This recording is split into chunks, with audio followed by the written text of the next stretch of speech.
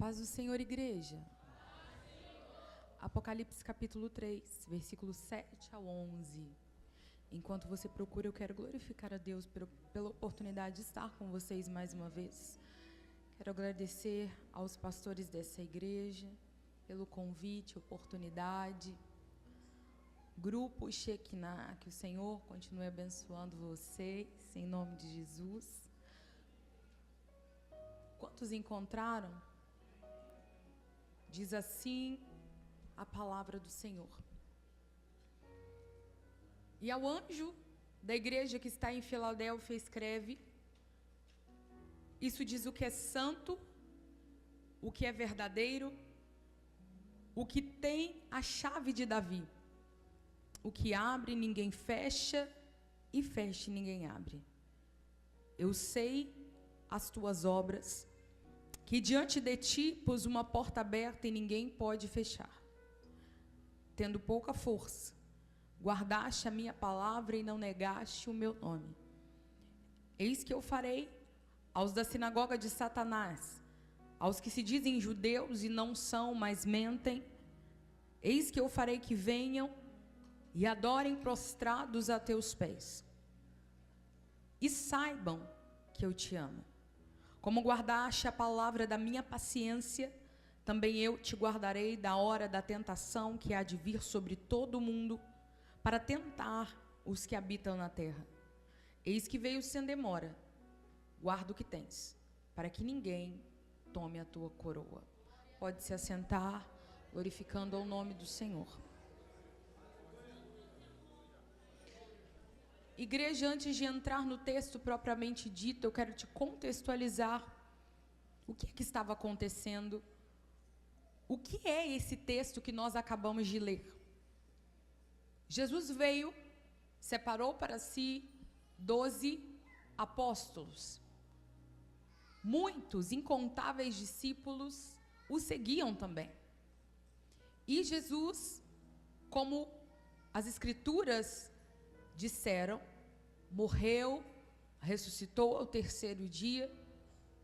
E no dia de Pentecoste, a igreja do Senhor, ela é inaugurada. Todos foram cheios do Espírito Santo.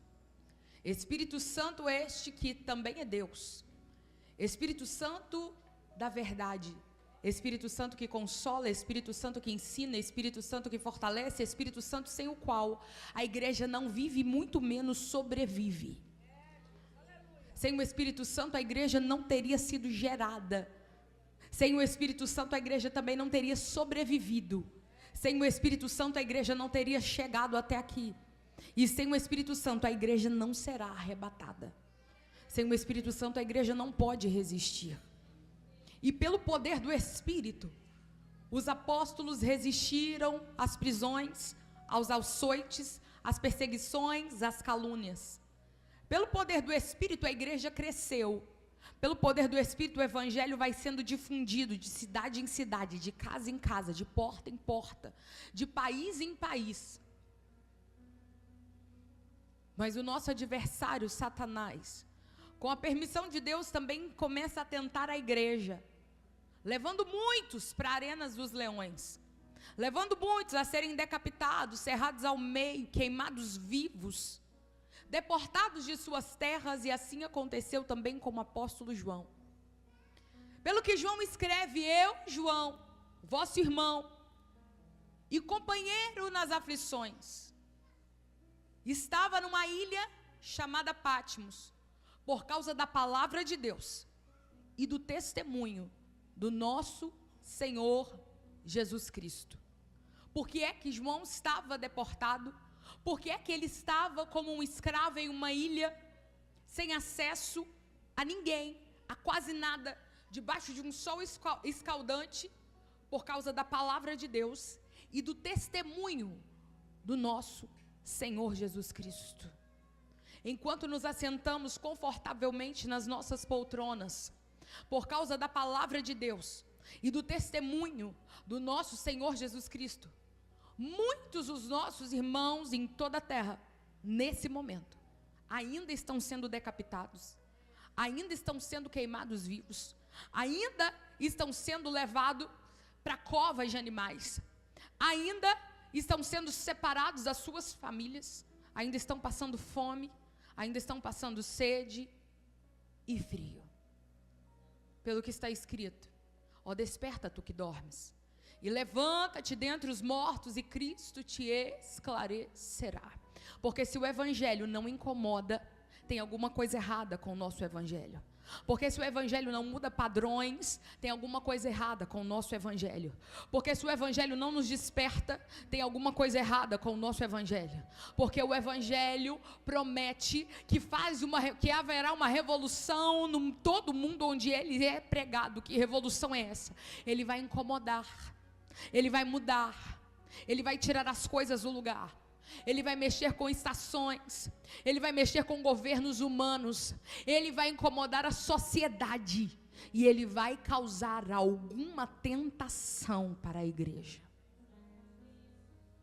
João estava numa ilha chamada Patmos e de repente ele ouve uma voz como de trombeta que dizia: João, escreve todas as coisas que haverão de acontecer. E quando ele olha, ele vê nada mais e nada menos do que o Cristo ressurreto e glorificado. Seus cabelos são brancos como a neve, os seus olhos são como chamas de fogo, os seus pés são como latão reluzente. Ele está vestido de uma túnica de linho fino até os pés, ele tem um cinturão de ouro, eles têm na sua destra os 7 castiçais. Jesus disse: vós sois o sal da terra e a luz do mundo. Quem são os 7 castiçais? É a igreja do Senhor. 7 é o número da perfeição. E João vê que o Cristo glorificado, cheio de glória, de poder, está passeando no meio dos 7 castiçais. Enquanto ele passa, ele analisa. Enquanto passa, ele dá diagnósticos. Enquanto passa, ele cura. Enquanto passa, ele dispensa poder. Enquanto ele passeia, ele vela por ela. Enquanto ele passeia, ele fiscaliza. Será que os castiçais estão acesos? Será que os castiçais estão brilhando? Será que os castiçais estão alimentados com óleo? Ele passeia no meio dos 7 castiçais, porque os castiçais são dele. Os castiçais foram deixados por ele. E agora ele grita: João, escreve as 7 igrejas que estão na Ásia, porque elas são a representatividade da minha igreja sob toda a terra até o fim do mundo. Ele escreve a primeira carta para a igreja que está em Éfeso, a segunda para a igreja de Esmirna. Ele escreve a terceira carta à igreja de Pérgamo, a quarta para Tiatira, a quinta para Sardes e a sexta e penúltima carta para a igreja de Filadélfia. A igreja de Filadélfia era uma igreja que, não diferente do apóstolo João, estava passando por um período de grande perseguição. Todo mundo era governado por uma potência maior chamada Roma. E os imperadores romanos mandavam no mundo. Principalmente nessa região onde o evangelho começa a ser pregado, onde o evangelho começa a ser disseminado. E agora Jesus se apresenta. Jesus se apresentou pela primeira vez ao mundo em uma manjedoura. Ele se apresentou depois no Egito como um bebê, que nem 2 anos de idade tinha. Depois ele se apresenta à sociedade como o menino, o filho de José e de Maria, que sabe mais do que os doutores do templo. Depois, ele se apresenta como um simples carpinteiro que fica na carpintaria dos 12, 13 anos até os 30 anos de idade. E depois, ele se apresenta à beira do Jordão como o Cordeiro de Deus que tira o pecado do mundo. E o próprio Deus depois, em seguida, o apresenta dizendo: esse é o meu filho amado em quem eu tenho muita alegria. Depois, ele se apresenta no deserto, juntamente com o Espírito Santo, e quando o diabo vai tentá-lo, Ele se apresenta como aquele homem perfeito que vence o inimigo pela palavra, que vence o inimigo pela palavra, que vence o inimigo pela palavra. Porque não só de pão viverá o homem, mas de toda a palavra que sai da boca de Deus. Nós não estamos aqui sendo sustentados por aquilo que nós temos no banco, pelo nosso carro que nos trouxe, ou pela nossa saúde que talvez não está em dia. Nós estamos aqui sustentados pela palavra que saiu da boca de Deus. Nós estamos sentados nesse banco, apesar do último mês não ter sido tão bom, por causa da palavra determinante que saiu da boca de Deus, que você conseguiria estar nesse culto de ceia por mais uma vez. Você está aqui sustentado, não pela palavra de um médico que te deu poucos meses de vida, mas pela palavra de Jesus de Nazaré, que te levantou de um leito e disse: segue, porque eu te dou saúde. Você não está aqui sustentado pela palavra de alguém que te disse: vai, porque você tem força. Você está aqui sustentado pela palavra de Jesus de Nazaré, que te tomou pela mão direita e disse para você: não temas, porque eu caminharei contigo, te fortalecerei do alto da cabeça à planta dos pés. Você nem sabe como é que você venceu, você nem sabe como é que você rompeu, mas nós não vivemos pelo aquilo que nos alimentamos, nós vivemos de toda a palavra que sai da boca de Deus.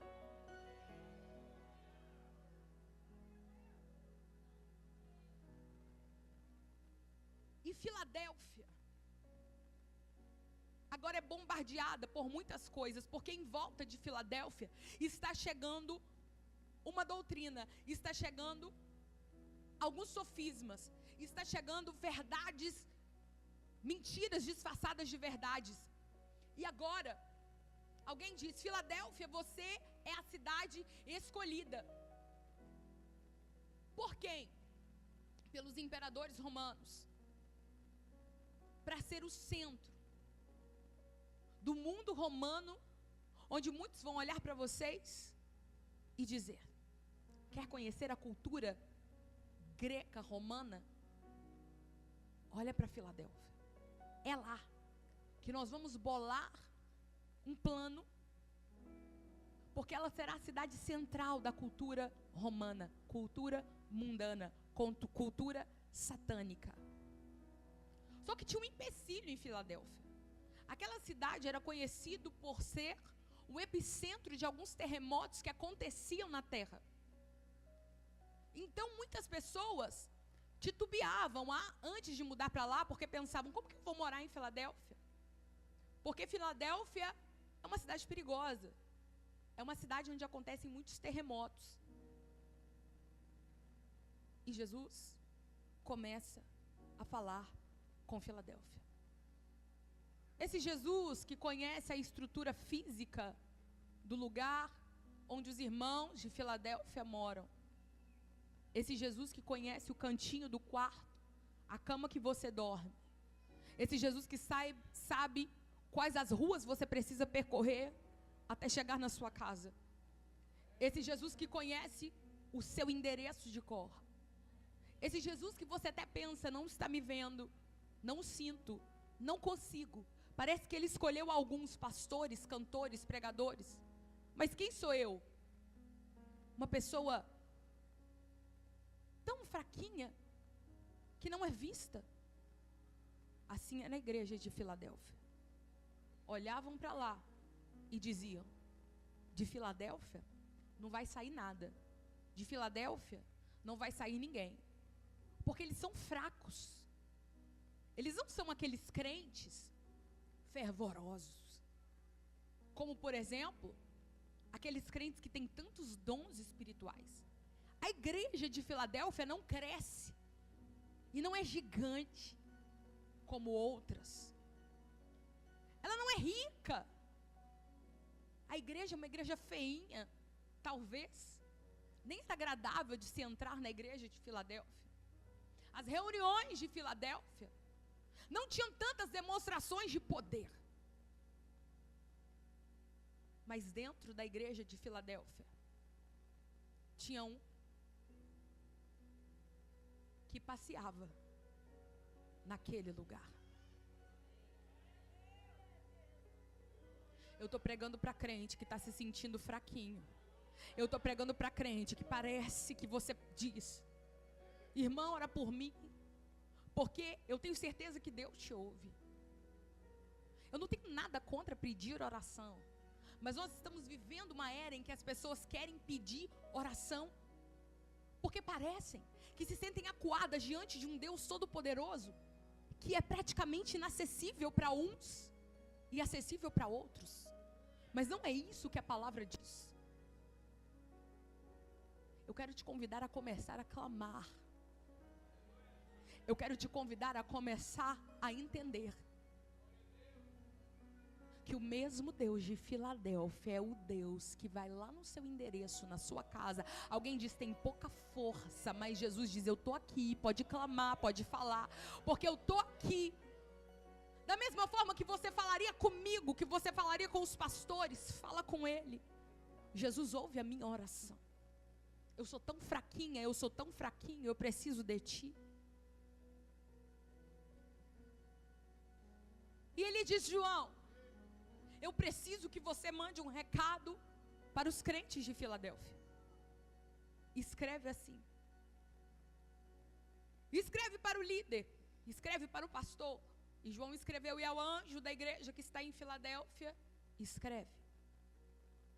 Isso diz o que é santo. Isso diz o que é. Isso diz o que é. Jesus está dizendo: deixa eu me apresentar para vocês. Eu sou aquele que no princípio criou os céus e a terra. Deixa eu me apresentar para vocês. Igreja de Filadélfia é o seu endereço de vocês, porque vocês, agora, no começo da igreja primitiva, existem. Eu não posso dizer que a igreja de Filadélfia existe, ela existiu. O que é existência? Existência é estar presente na linha do tempo. Existência é estar presente na linha do tempo. Então, se você nasceu na década de 80, você começou a existir na década de 80, e a sua existência findará nessa terra quando você não estiver mais aqui. Então, a existência é um tempo determinado. E Jesus está dizendo: eu sei quem vocês são. Eu conheço vocês. Eu estou vendo vocês. Neste presente tempo, neste presente dia, os meus olhos estão sobre a igreja de vocês. Mas eu sou santo. Sabe o que Jesus está dizendo? Vocês estão aqui de passagem, porque vocês existem. Mas eu não simplesmente existo, eu sou.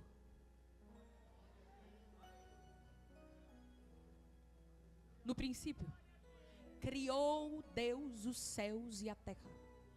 E a terra era sem forma e vazia, e o Espírito de Deus pairava sobre a face do abismo. E disse Deus: haja luz. E houve luz. Deixa eu te fazer uma pergunta. De onde vem a luz? De onde vem a luz? Mas o sol foi criado no quarto dia. E Deus deu existência à luz no primeiro dia. Então Deus não depende do sol para fazer a luz. Ele traz a luz, a existência, sem precisar do sol. E chamou manhã e tarde o primeiro dia.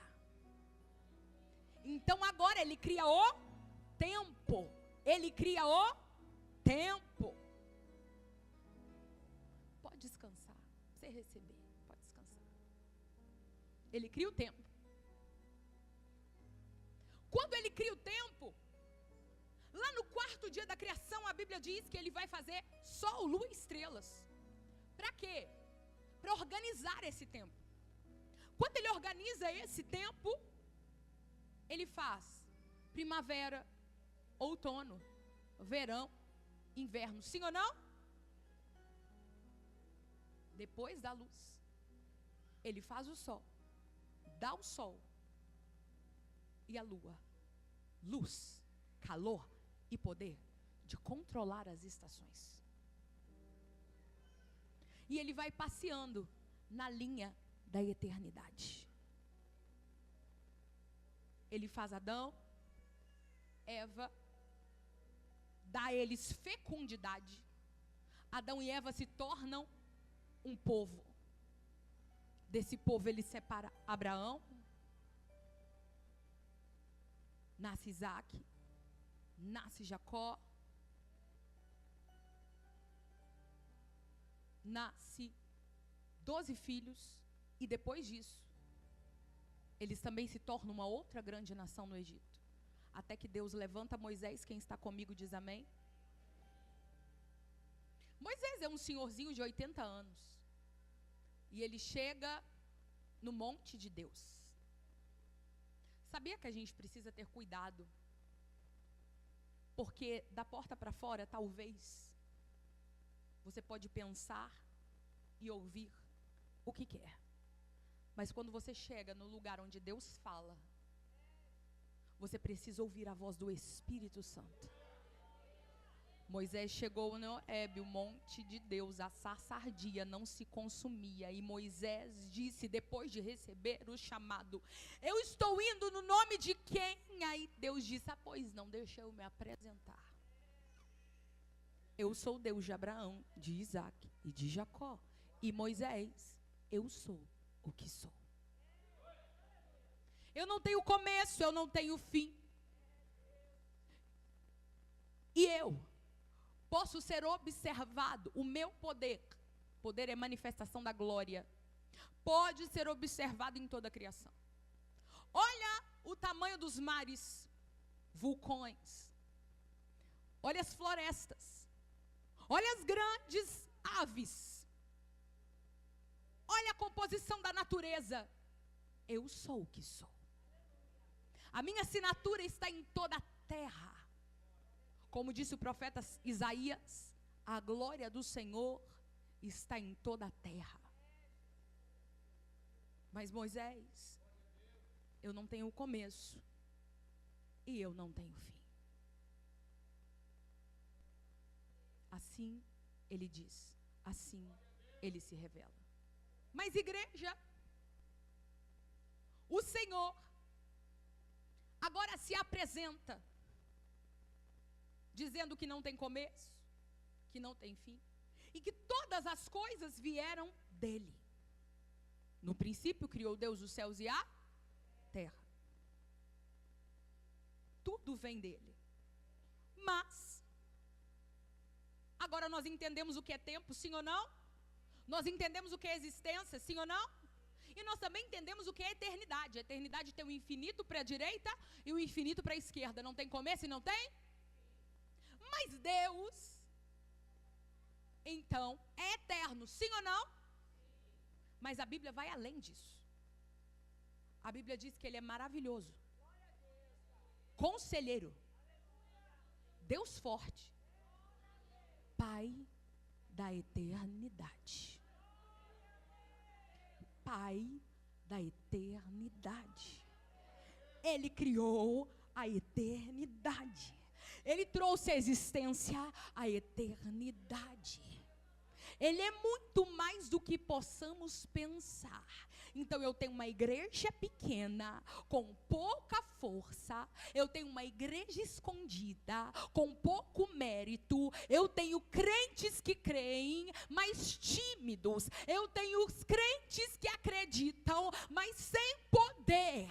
Aí Deus, o Espírito Santo, leva João até o céu, para levar um recado para essa igreja, dizendo, apresenta para eles quem eu sou. Primeiro, que eu sou santo. Segundo, que eu sou eterno.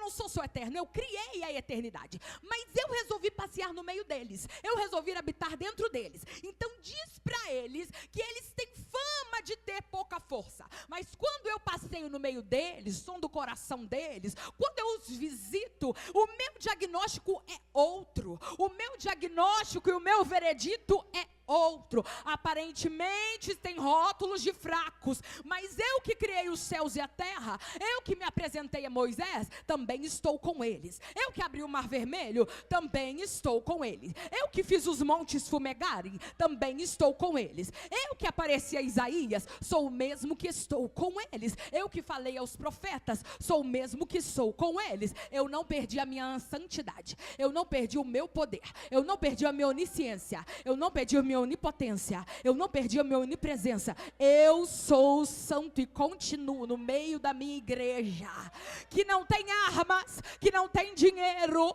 que são poucos que estão reunidos em meu nome, mas eu me agrado e eu passeio no meio deles e eu venho aqui dizer para eles que pelo meu decreto eu declaro que estão vivos, eu declaro que serão cheios, eu declaro que viverão comigo, eu declaro, porque a força deles é pequena, mas a minha é grande. A força deles é pequena, mas eu criei os céus e a terra. A força deles é pequena, mas eu sou o Pai da eternidade. A força deles é pequena, mas continuarei com eles todos os dias até a consumação dos séculos.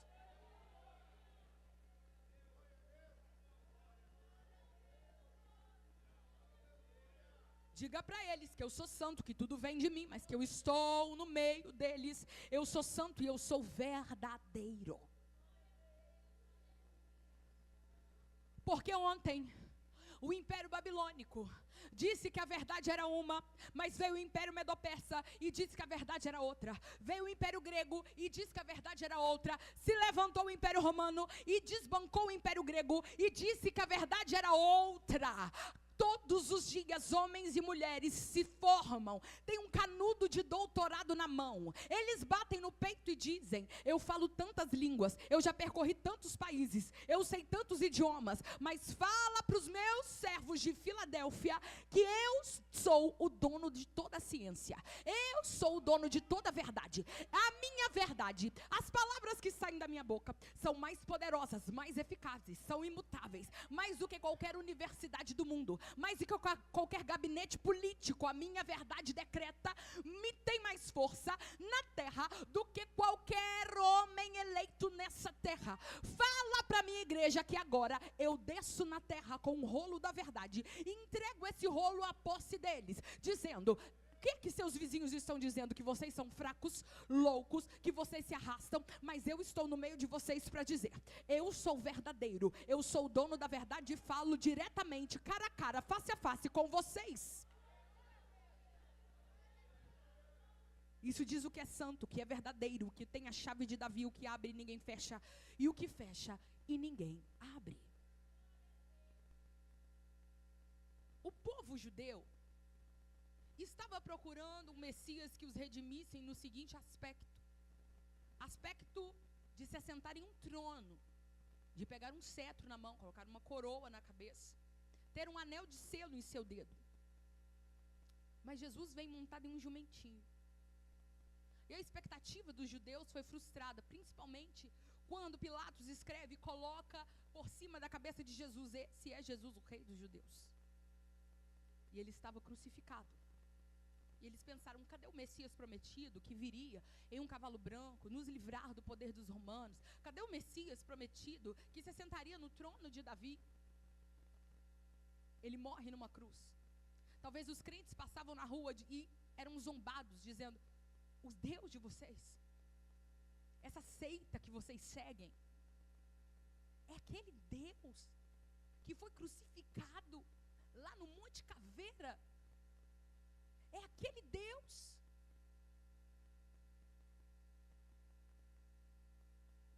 E talvez o Espírito Santo os impelia a responder, porque o Espírito Santo nos ensina todas as coisas. E talvez eles olhavam para os zombadores e diziam: sim, é ele. Mas o túmulo dele está vazio, porque ele ressuscitou. Ele nos deixou aqui como representantes do seu reino, mas o reino dele não é daqui. Aí Jesus diz: vocês não sabem para quem vocês olham, né? Se é para a política, se é para as organizações sem fins lucrativos, se é para os coaches, mas eu domino um reino. E neste reino, eu tenho a chave. Eu já inaugurei na terra o maior organismo que se formará em grandes organizações. E a chave está comigo.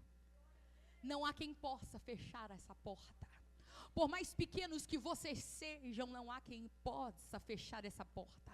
Por mais fracos que vocês sejam, não há quem possa fechar essa porta. Não há quem possa impedir o meu reino, porque a chave está comigo. Quem é que vai tirar essa chave das minhas mãos?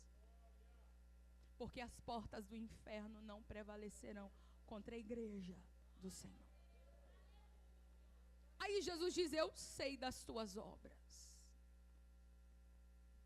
Você pensa que ele não vê? Quando você está lá na pia, lavando aquela louça e falando: Jesus, me acode.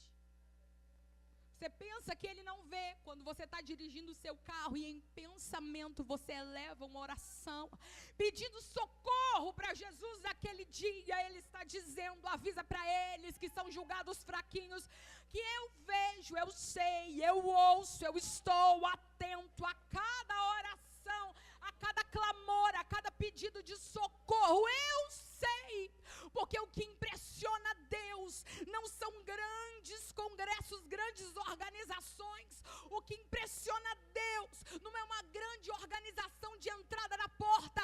O que impressiona Deus não são grandes nomes preenchendo cartazes. O que impressiona Deus é uma fé capaz de mover montanhas. O que impressiona Deus é um coração contrito e quebrantado, seja na beirada da pia ou em um púlpito para falar para multidões. O que impressiona Deus é o que está aqui.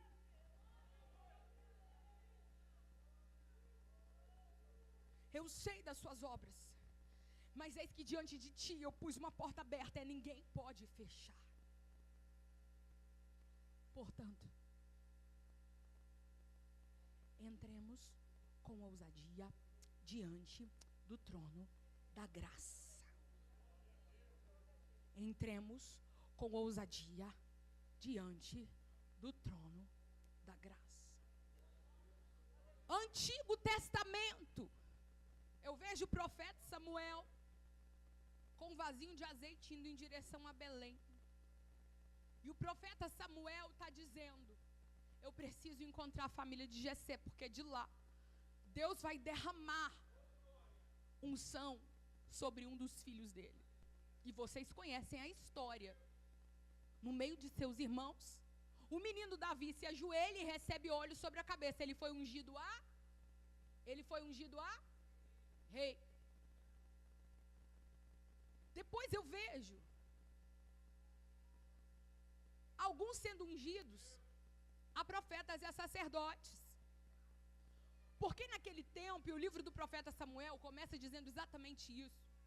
Naquele tempo, a palavra do Senhor era escassa, ou seja, Deus falava com pessoas específicas, de maneira específica, para um propósito específico. Deus falava de maneira específica, com pessoas específicas, para um propósito específico. É por isso que quando rei que não era profeta, porque ele não foi ungido a profeta, ele foi ungido a rei, dizia: eu vou para a guerra, não vou para a guerra. Não sei, eu preciso consultar o profeta. Aí ele batia lá na casa da irmã Uda, sabe?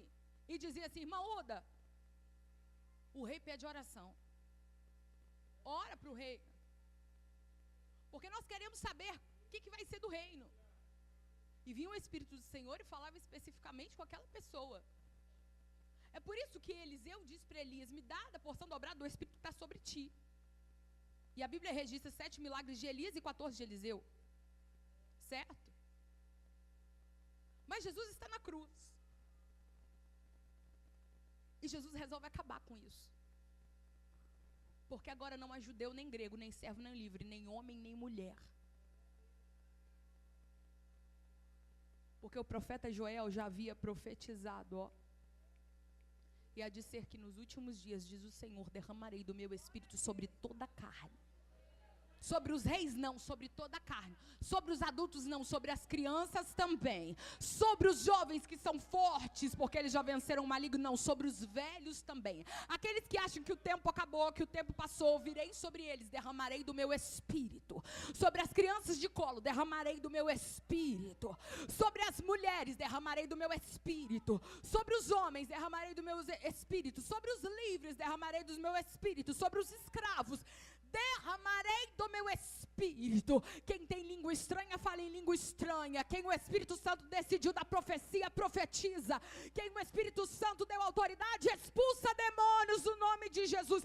Porque a assunção é dada a todos. Aí Jesus está dizendo para a igreja: por que é que vocês são fracos? Por que é que vocês são tristes? Porque diante de vocês eu coloquei uma porta aberta. É porta de acesso. E essa porta ninguém pode fechar. Então aonde você estiver, eu já tinha dito para a mulher samaritana lá atrás, os verdadeiros adoradores adorarão em espírito, em verdade. Não é no templo, não é no monte, é na minha presença. E chegou o tempo, e o tempo é este. Então diga para a igreja de Filadélfia, e que essa mensagem viaje e chegue na igreja de Luiz Antônio no dia 10 de novembro de 2024, e avisa para eles que a porta de acesso está aberta.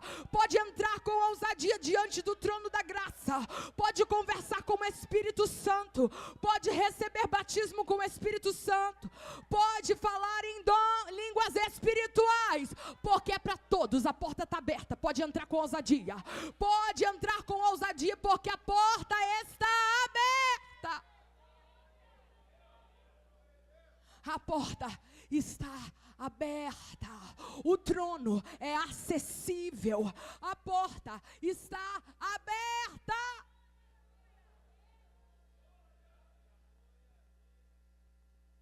Tendo pouca força, guardaste a minha palavra e não negaste o meu nome.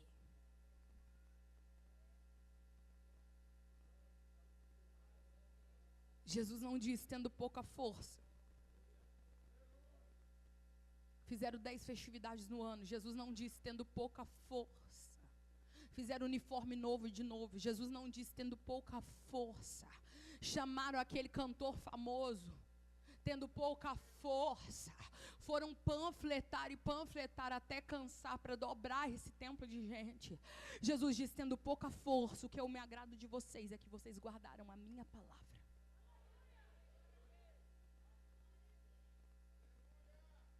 Quando eu abro a minha caixinha de perguntas no meu Instagram, às vezes eu olho e falo, qual pergunta eu vou responder? E todas o Espírito Santo dá a mesma resposta. A resposta para a igreja é jejum, oração e Bíblia. É jejum, oração e Bíblia. É jejum, oração e Bíblia. Como é que eu vou me fortalecer espiritualmente? Jejum, oração e Bíblia. Como é que as promessas de Deus vão se cumprir na minha vida? Jejum, oração e Bíblia. Como é que eu vou ter força para crer e avançar? Jejum, oração e Bíblia. Tem outra receita? Não tem, porque o santo verdadeiro, aquele que tem nas mãos a chave de Davi, aquele que fecha e ninguém abre, aquele que abre e ninguém fecha, diz que se ele se agradou de uma igreja, porque aquela igreja guardou a sua palavra. Porque tendo pouca força, guardaste a minha palavra e não negaste o meu nome. Nós estamos vivendo num tempo banalizado. Porque tanta modinha entrando dentro da igreja. E vocês já observaram que hoje todo mundo é evangélico? Todo mundo é evangélico. Ou gospel. Está no 5º casamento, mas é evangélico. Não acredita em demônio, mas é evangélico. De manhã está no culto. De noite está na rave, é evangélico. Porque a mentira do diabo é que só Deus pode julgar o coração. Mas a Bíblia diz, essa palavra aqui, ó, discerne. Ela é apta. Ela pode, ela é aprovada. ela é apta para discernir, ela vai até a divisão da alma e do espírito. Ela separa certo e errado, torto e direito, trevas e luz, poder de Deus, poder de Satanás. Ela separa crédulo de incrédulo, crente de não crente. Ela alinha, ela atravessa as almas, ela faz brilhar a luz no meio das trevas. E a igreja não pode negar o nome do Senhor, dizendo: somos evangélicos, mas nós não praticamos isso porque isso aqui é ultrapassado. Mas a palavra de Deus diz: há um que está passeando no meio da igreja, há um que está julgando segundo o parâmetro dele mesmo, há um que trará todas as coisas a juízo, há um que está dizendo, através dos atos de vocês, das palavras de vocês e do posicionamento de vocês, vocês estão dizendo se negam o meu nome, se são meus ou se são do mundo, se negam o meu nome ou se negam o mundo, se negam o meu nome ou se negam Satanás. Portanto, como disse Josué, eu digo aqui: escolhei hoje a quem servais, porém eu e a minha casa serviremos ao Senhor. É muito fácil negar a Jesus, porque não vivemos de acordo com o que professamos, somos hipócritas. Professamos um Cristo pregado no madeiro e vivemos um evangelho light e largo. Pregamos um Cristo que disse: alguém quiser vir após mim, negue-se a si mesmo, tome a sua cruz e siga-me. Mas nós estamos vivendo um tempo de não julgueis, porque só Deus conhece o coração, mas aquele que sonda os corações deixou escrito o que ele vê, o que ele viu, o que é certo e o que é errado. E ele está dizendo: acautelai. Noé era o único louco da terra. Quem está indo com a maioria vai morrer afogado. A porta é estreita. Esse evangelho é um evangelho de cruz. Aí ele diz: eu sei, eis que eu farei os sinagoga de Satanás. O que significa isso? Sinagoga, lugar de ensino. Falso ensino. Ensino de Satanás. O que é mais perigoso? Falsos profetas ou falsos mestres? O que é mais perigoso? Quanto aos falsos profetas, Jesus disse assim: olha, julga, discerne, ponto. Mas quanto aos falsos mestres, a Bíblia nos adverte: acautelai-vos, corre deles, cuidado com eles. Porque se a profecia é do profeta que sonhou e foi sonho de barriga cheia, simplesmente não foi de Deus. Mas aquele que distorce a verdade sagrada é mestre de Satanás. Cuidado com quem você ouve, porque tem muita gente que se alimenta a semana inteira do YouTube, mas não se alimenta da palavra do seu próprio pastor. Acautelai-vos. Qual é a fonte que você está bebendo água? Qual é o pão que você está comendo? Como é que você tem enraizado a sua fé? Tem gente que pensa: a igreja é fraquinha, é a igreja que não tem movimento, é a igreja que não está lotada de gente.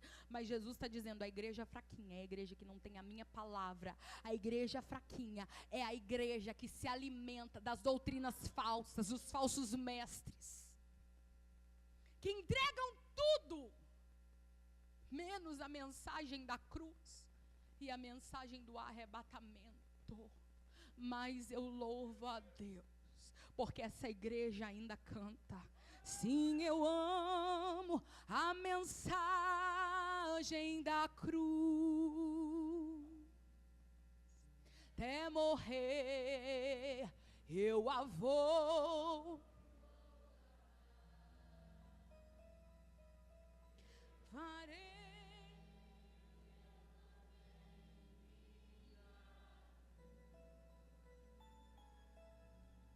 até por uma coroa.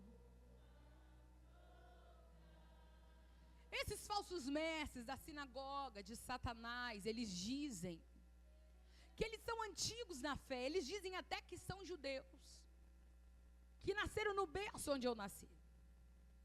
Mas eu tenho uma verdade para vocês, Filadélfia. Quando alguém disser para vocês, não permanece na verdade, eu digo para vocês, resistam. Criem resistência em mim e na minha palavra. Porque, igreja, no final de tudo, eu farei com que venham e adorem, prostrados aos seus pés, e saibam que eu te amo. Claro que essa adoração é uma adoração ao próprio Deus. Mas o que Jesus está dizendo para aquela pequena igreja? Todos aqueles que zombam do Evangelho, todos aqueles que zombam dos seus costumes santos, todos aqueles que zombam das vossas reuniões, um dia reconhecerão de joelhos que vocês não estão reunidos aqui simplesmente porque são amiguinhos, porque se conhecem, estão reunidos em meu nome. Então, prostrados, adorarão o meu nome, reconhecerão que a verdade que vocês professam podem parecer loucura, mas é o único poder que salva. Como guardaste a palavra da minha paciência, também eu te guardarei na hora da tentação que há de vir sobre todo mundo, para tentar os que habitam na terra. Imagina um homem que está todo dia anunciando que vai haver uma grande chuva sobre a terra. O nome dele era Noé. O Noé está falando um negócio estranho ali. Aí eu estou vendo uma mãe andando na rua de mão dada com uma criança. E a criança aponta e diz assim: quem é aquele ali, mãe? Aí a mãe diz: não chega perto não, que ele é doido. Tem mais de 100 anos que ele está falando que vai chover e ele fica aí construindo esse barcão. Mas até hoje não aconteceu nada. Não conversa com crente, não. Eles querem fazer uma lavagem cerebral em você, dizendo que se você não aceitar o Jesus deles, você vai para o inferno.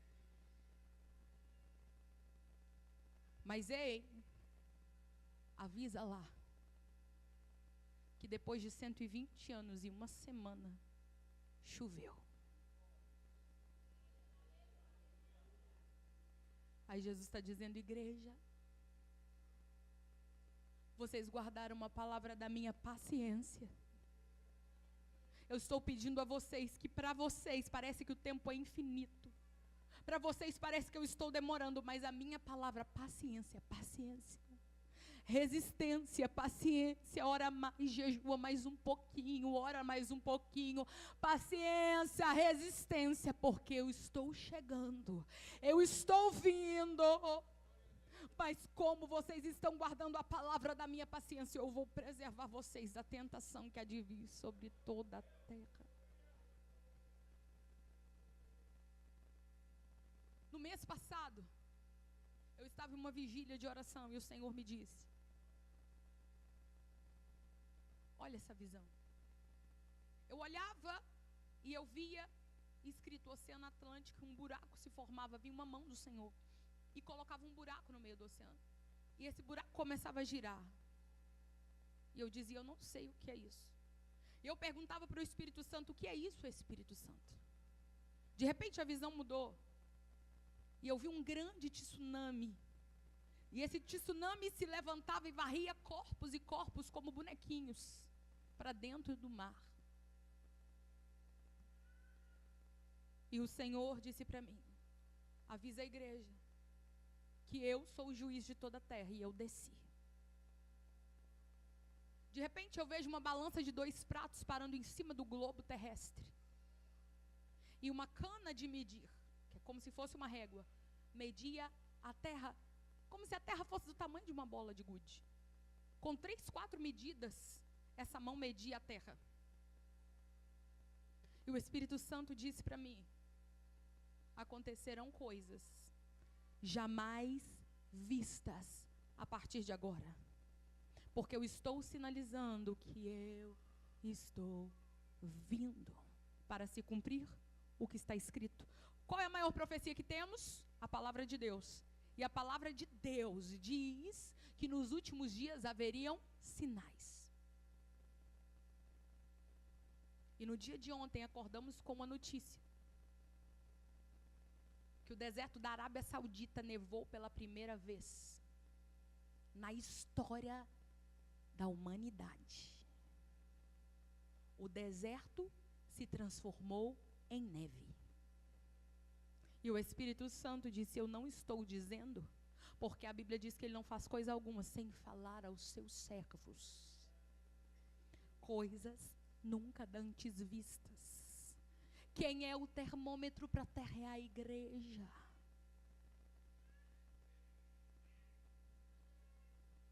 Catástrofes começarão a acontecer. Deus vai mexer no vento, Deus vai mexer na água, Deus vai mexer no fogo, Deus vai balançar as placas tectônicas da terra, Deus vai inverter estações. Esse é o termômetro. A terra já está sinalizando que ele está chegando. A criação já está sinalizando que ele está vindo. Mas e a igreja? Nós somos a agência representativa do reino de Deus na terra, a igreja. Como é que vamos anunciar para o mundo que ele está vindo, se não somos inflamados pelo fogo do Espírito Santo? Porque enquanto desertos estão virando geleiras, a igreja precisa virar um pavio aceso. Enquanto tsunamis vão matar milhares de pessoas, a igreja do Senhor precisa inflamar no poder de Deus. Enquanto vulcões entrarão em erupção, a igreja do Senhor precisa abrir a boca com fogo nos lábios. Somos como Filadélfia. Dizem que somos loucos, mas o homem de cabelos brancos como a neve, olhos como chama de fogo, pés como latão reluzente, está passeando nessa igreja dizendo: guarda o que tens, para que ninguém roube a coroa de vocês. A terra já está me obedecendo, os mares já estão me obedecendo, sinalizando que eu estou chegando nas nuvens. E vocês porque ainda não estão cheios, e vocês porque ainda não estão transbordando, e vocês porque ainda não estão pisando em brasas, e vocês porque ainda não estão profetizando, e vocês porque ainda não estão falando em línguas estranhas, e vocês porque ainda não estão expulsando demônios, e vocês ainda porque não receberam discernimento do Espírito. Guarda o que tens, porque o ladrão está aí, pronto para roubar a coroa de vocês. Guarda o que tens, para que ninguém tome a tua coroa.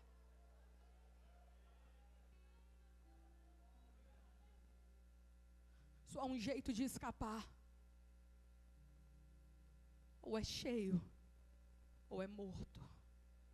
Só há um jeito de escapar da tentação que há de vir sobre toda a terra. Apocalipse 3:10. Ou é cheio do Espírito Santo, ou é morto. Ou é transbordando no Espírito, ou é sepultado na terra. Não tem meio termo para a igreja. Ele está suportando em paciência: eu vou te guardar, porque está vindo uma tentação sobre toda a terra. Porque eu dou ordem e a terra toda, todinha me obedece. Porque eu sou o que sou. Eu sou o Pai da eternidade. Eu sou o que sou. Eis que venho sem demora. Guarda o que tens, porque nós estamos sendo tentados a mudar o evangelho de verdade em mentira. Mas guarda o que tens, estamos tentados a titubear, mas vamos ficar firmes para nos proteger. Guarda o que tens. Porque o diabo, vosso adversário, não está longe. A Bíblia diz que ele está perto e anda ao nosso derredor, rugindo como leão, procurando quem possa tragar. Mas o Espírito se une com a noiva e diz: vem, quem tem sede venha e beba de graça da água da vida. Força não é o nosso maior tesouro. Saúde não é o nosso maior tesouro. Dinheiro não é o nosso maior tesouro. Templo não é o nosso maior tesouro. Filhos, casamento, não é o nosso maior tesouro. O nosso maior tesouro é a presença daquele que anda no meio dos 7 castiçais. É a presença do Espírito Santo. Tem gente que está ganhando dinheiro e está perdendo tudo. Está ganhando família, está perdendo tudo. Está tendo sucesso ministerial e está perdendo tudo. Tudo que nós temos é Ele.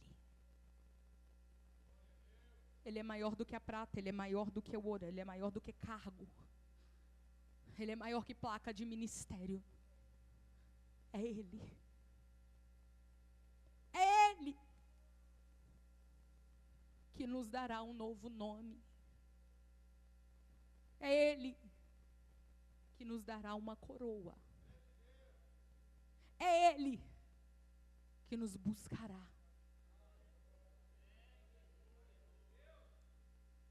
Porque a trombeta soará. E os que morreram em Cristo ressuscitarão primeiro. E nós, o que estivermos vivos, seremos transformados. Guarda a palavra. Guarda a presença. E diga para o inimigo da tua alma: Satanás, você pode vir com vento de doutrina. Você pode vir dizendo que eu sou fraco, mas não importa. Porque o poder do meu Senhor se aperfeiçoa na minha fraqueza e a graça dele nos basta. E ele me fez uma promessa que estaria comigo todos os dias até a consumação dos séculos. Ele está chegando. Resta ainda um pouquinho de tempo. Aquele que há de vir virá. Não tardará, ele está chegando. O cortejo nupcial está pronto, a mesa está posta, ele está chegando.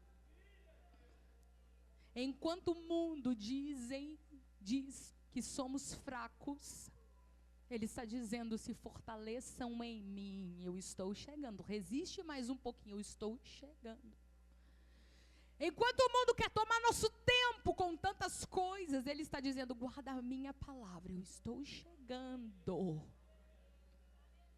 Enquanto o mundo nos engana com sofismas, ele está dizendo: guarda, espera, eu estou chegando.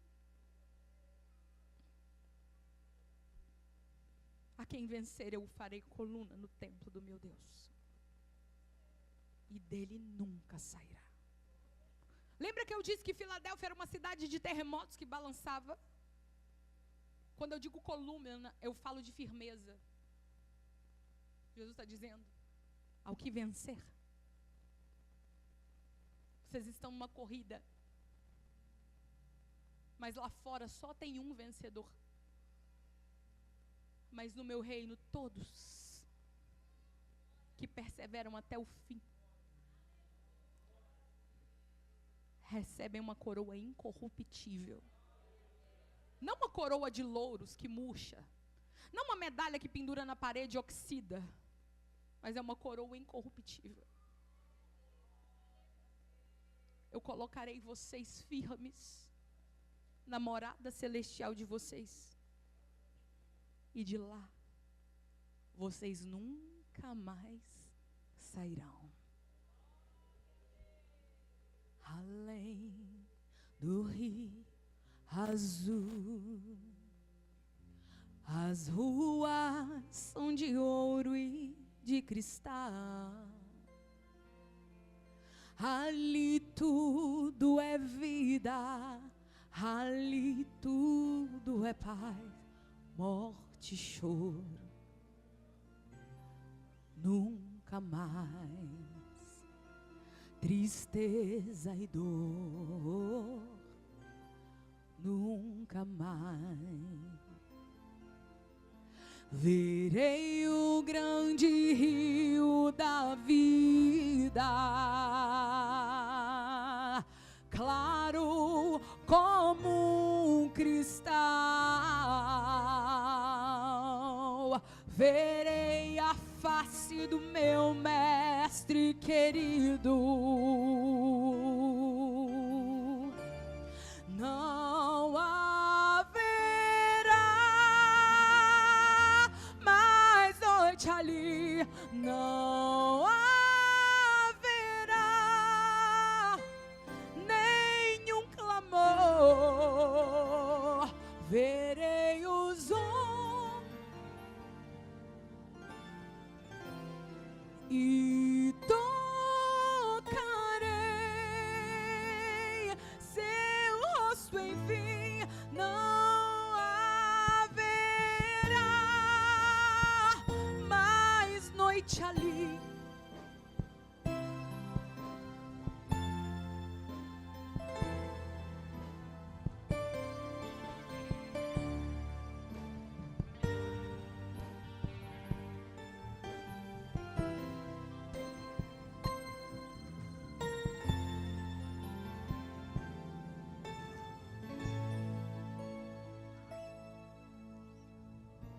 As nações andarão à sua luz e as portas jamais se fecharão. A cidade é de ouro puro, de jaspe é seu muro.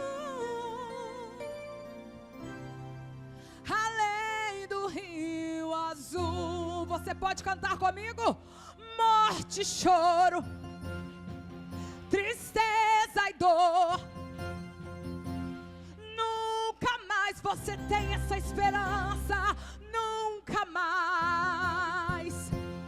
Morte, choro, tristeza e dor, nunca mais, nunca mais. Levante a sua mão. Morte, choro, tristeza e dor, nunca mais, nunca mais. Morte, choro, tristeza e dor, nunca mais. Além do rio azul. Quem tem ouvidos para ouvir, ouça o que o Espírito diz às igrejas.